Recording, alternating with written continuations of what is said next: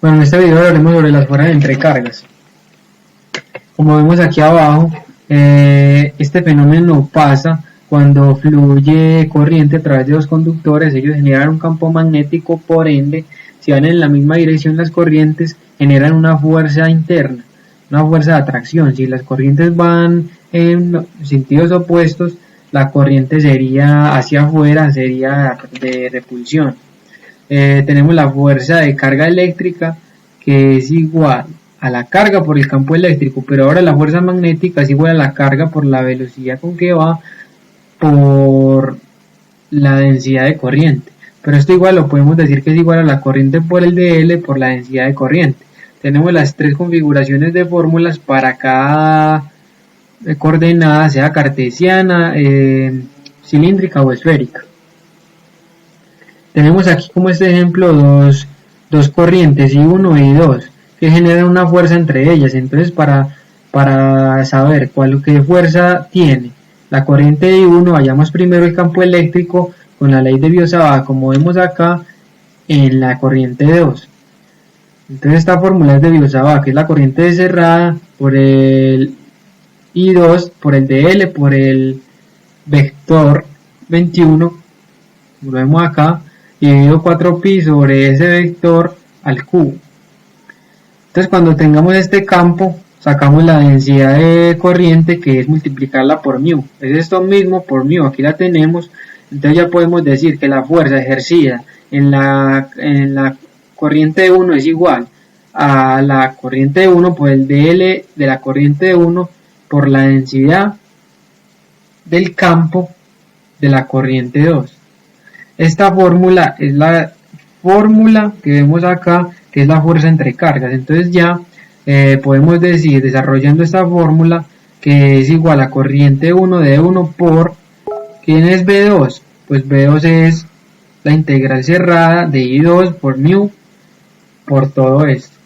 Entonces ya la fórmula 1 aplicamos en este lado también una integral cerrada, sacamos términos constantes aquí, que serían μ, I1 y 2 dividido 4pi, y aplicamos las integrales a los de L y al vector. Entonces ya nos daría como resultado la fuerza que la corriente 2 ejerce a la F1, que sería la corriente 1. Bueno, las subestaciones es aquellas que redireccionan la energía o la potencia y la transforman. Entonces aquí tenemos los elementos más importantes de la subestación, como son los interruptores que vemos aquí al lado izquierdo. Esos interruptores lo que hacen es abrir el circuito, tienen un circuito de control que opera más o menos a 115 voltios, y lo que hace es abrir y cerrar, ya sea el voltaje alto que haya acá, sea 13.200 o 550 kilovoltios, o bueno, cualquier cantidad alta. Entonces el control opera y abre el circuito o lo cierra en el circuito de alta.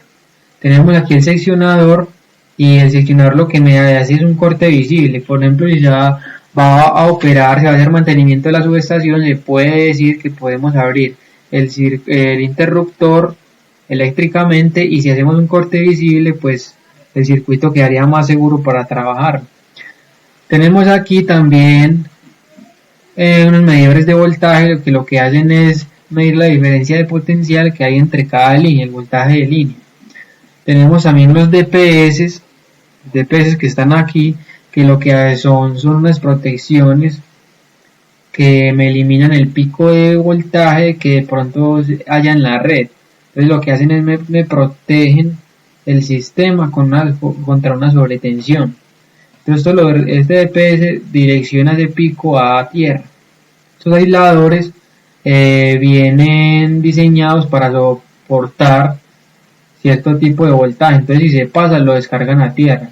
Y bueno, tenemos el transformador, que es el protagonista también, y lo que hace es que él transforma la energía de entrada a salida, ya sean elevadores, reductores o seguidores. Entonces pueden ser de refrigeración forzada o normal, y vienen en secos o en aceite, pero esos de gran potencia vienen en aceite. Tenemos los aisladores, estos aisladores son aéreos, estos aisladores son ya como instalados en los transformadores. Y bueno, entonces lo que nos interesa de las subestaciones es que la fuerza ejercida entre las estructuras y las líneas depende de la magnitud del cortocircuito.